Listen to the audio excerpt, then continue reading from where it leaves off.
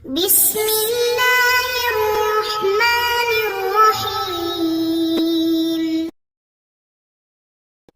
السلام علیکم ورحمۃ اللہ وبرکاتہ۔ امید ہے کہ آپ سب ایمان، صحت، عافیت اور برکت کے ساتھ ہوں گے۔ آج ہم سبق نمبر 15 کو پڑھیں گے، جس کا عنوان ہے کلام انشائی کی بحث۔ تو سب سے پہلے عبارت اور ترجمہ پڑھیں گے، اس کے بعد انشاءاللہ تفصیل پڑھیں گے۔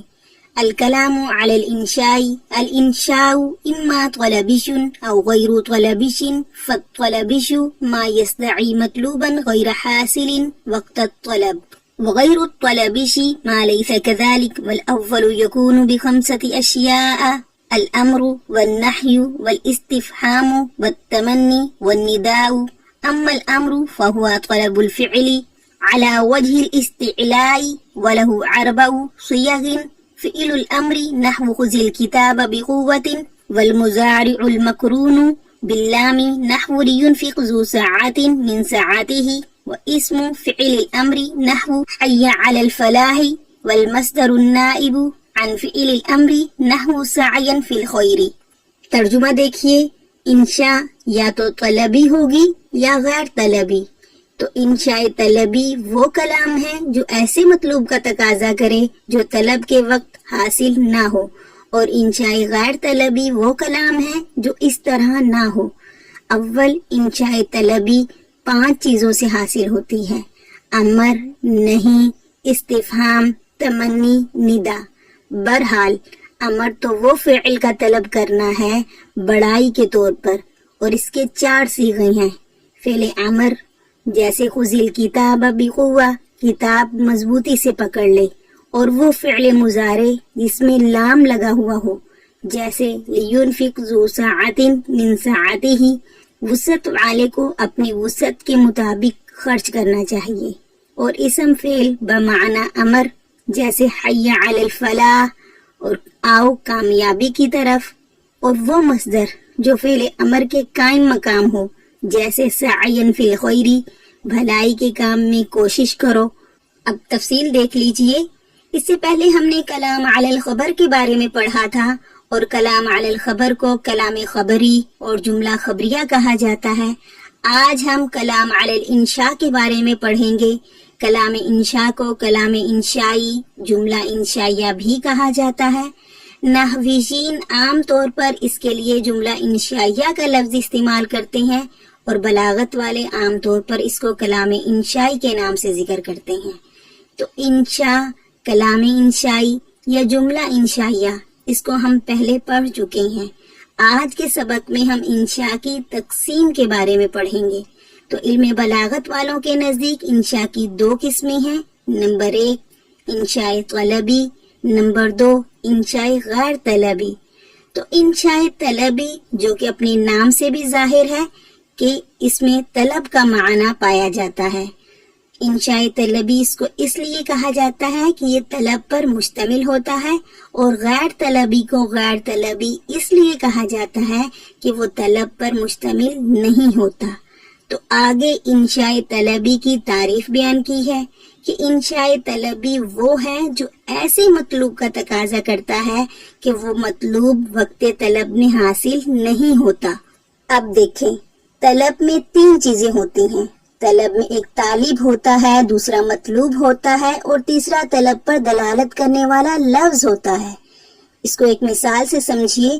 اگر میں آپ کو کہوں اعطینی بالماء، اب دیکھیں اعطینی بالماء میں یہ تینوں چیزیں داخل ہیں۔ اب اگر اعطینی بالماء کے ذریعے میں آپ کو مخاطب کروں تو میں طالب ہوں، اور ماء یعنی پانی، جو چیز میں نے آپ سے طلب کی ہے، جو مطلوب ہے، وہ ماء یعنی پانی ہے، اور طلب ماء پر دلالت کرنے والا لفظ جو ہے وہ ہے اعطی۔ دیکھیں، میں نے آپ سے پانی مانگا، پانی میرے پاس موجود نہیں ہے جس وقت میں نے طلب کیا، تو وقت طلب میں مطلوب نہیں ہے، مجھے حاصل نہیں ہے، تو میں نے آپ سے طلب کیا۔ اور غیر طلبی میں کسی مطلوب کی طلب نہیں ہوتی، وہ طلب پر مشتمل نہیں ہوتا۔ اس کو ایک مثال سے سمجھیے، جیسے کہ بائی کہتا ہے بعتو، اور مشتری کہتا ہے اشتریتو۔ اب آپ دیکھیں کہ اس میں کوئی طلب والا معنی موجود نہیں ہے، تو یہ ہے انشاء غیر طلبی، اور ہمارا جو مقصود بحث ہے وہ انشاء طلبی ہے، انشاء غیر طلبی نہیں ہے۔ تو اس لیے مصنفین نے انشاء طلبی کی تقسیم بیان کی ہے۔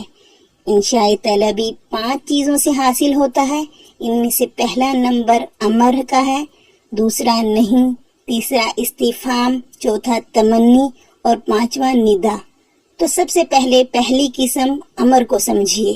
امر لغت میں حکم کرنے کو کہا جاتا ہے۔ وَأْمُرْ أَهْلَكَ بِالصَّلَاةِ کہ آپ اپنے اہل کو نماز کا حکم دیجئے، اور امر علم بلاغت والوں کے نزدیک کہا جاتا ہے علی وجہ الاستیلاء، فعل کو وجوباً طلب کرنا۔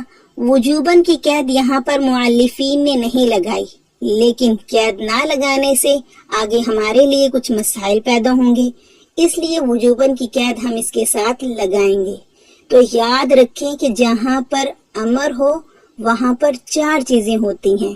نمبر 1 آمر، اس کو کہا جاتا ہے جو حکم دیتا ہے، ما یعمر غیرہ، اور دوسرے نمبر پر معمور، معمور اس کو کہا جاتا ہے جس کو حکم دیا جائے، الذی یؤمر، اور تیسرے نمبر پر ہے معمور بہ، معمور بہ اس کو کہتے ہیں جس کا حکم دیا جاتا ہے، الذی یؤمر بہ، اور چوتھے نمبر پر اس امر پر دلالت کرنے والا لفظ، اللفظ الذی یدل علی معنی الامر۔ تو اب اس جملے علی وجہ الاستیلاء کا مطلب یہ ہے کہ آمر معمور سے مرتبے میں اپنے آپ کو بڑا سمجھے، چاہے بڑا ہونا یہ حقیقتاً بڑا ہو یا حکماً بڑا ہو۔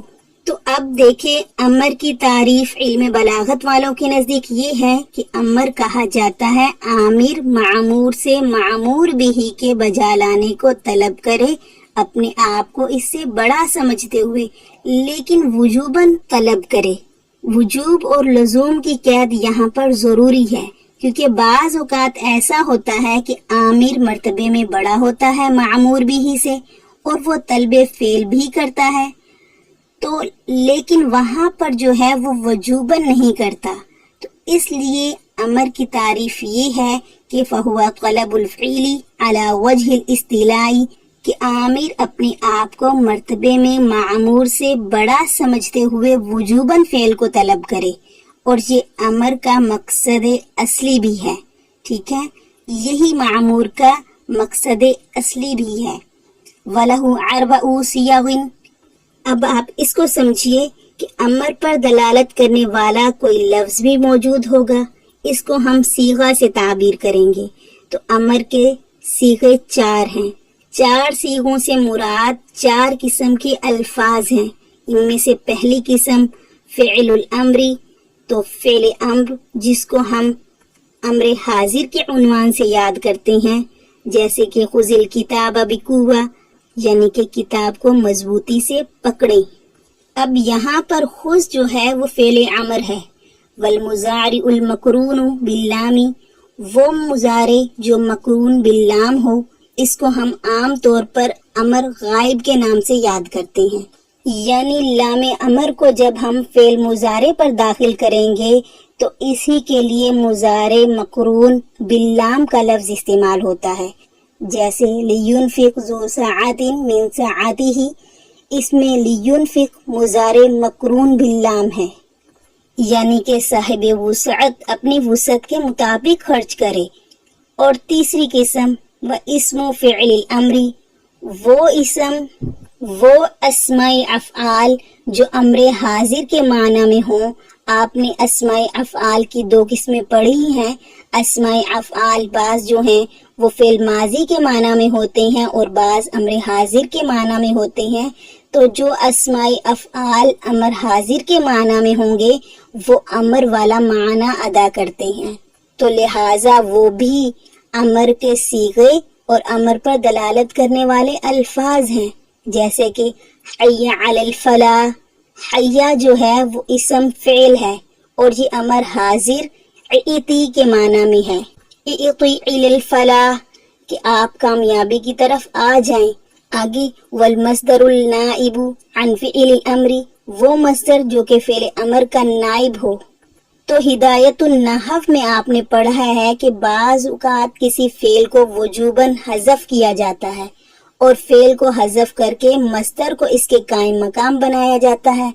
تو ان میں سے ایک مقام پر آپ نے یہ بھی پڑھا ہوگا، اگر مصدر کی اضافت ہو رہی ہو، چاہے حروف جر سے ہو رہی ہو یا حروف جر کے واسطے کے بغیر ہو، تو وہاں پر فعل کو حذف کر دیا جاتا ہے اور مصدر کو اس کے قائم مقام بنا دیا جاتا ہے۔ جیسا کہ سعین فی الخیر، اس میں سعین جو ہے وہ مصدر ہے اور یہ اسعی فعل کے قائم مقام ہے۔ اسعی فعل کو حذف کیا گیا ہے اور حذف کر کے اس کی جگہ سعین کو، جو کہ اس کا مصدر ہے، اس کے لیے قائم مقام بنایا گیا ہے۔ تو یہ اصل میں اسعی سعین فی الخیر ہے۔ تو بہرحال یہاں پر اسعی فعل کو حذف کر کے سعین مصدر کے قائم مقام بنا دیا گیا ہے، لہٰذا یہاں پر یہ بھی امر کا معنی دے گا۔ تو خلاصہ کلام یہ ہے کہ انشاء طلبی کی قسموں میں سے جو پہلی قسم ہے وہ امر کی ہے، اس کی وضاحت ہم نے کر دی اور آگے اس کے صیغے ہم نے بیان کیے، اور باقی امر کی جو تعریف تھی وہ ہم نے آج کے سبق میں پڑھی ہے۔ اور امر کے لیے تعریف بھی ہے اور علم بلاغت والوں کے نزدیک وہ امر کا حقیقی مقصد بھی ہے۔ باقی مقصد اصلی کے علاوہ بعض اوقات امر مقاصد غیر اصلیہ کے لیے بھی استعمال ہوتا ہے، تو آگے انشاءاللہ ہم غیر اصلیہ کے بارے میں تفصیل سے پڑھیں گے۔ یہاں پر آپ نے یہ بات یاد رکھنی ہے کہ الکلام علی الانشاء میں اس کو انشاء بھی کہا جاتا ہے، کلام انشائی بھی کہا جاتا ہے اور جملہ انشائیہ بھی کہا جاتا ہے۔ اور پھر علم بلاغت والوں نے اس کی دو قسمیں بیان کی ہیں، انشاء طلبی اور انشاء غیر طلبی۔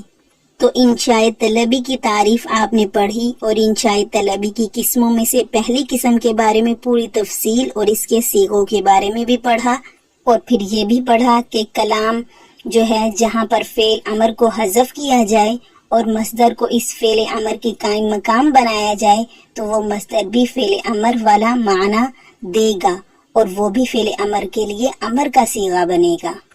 آج کے سبق سے متعلق کچھ سوالات ہیں، وہ نوٹ فرما لیجئے۔ انشاء کی کتنی قسمیں ہیں، وضاحت کیجئے۔ نمبر 2، انشاء طلبی کتنی چیزوں سے حاصل ہوتی ہے، بیان کیجئے۔ جزاکم اللہ خیرہ۔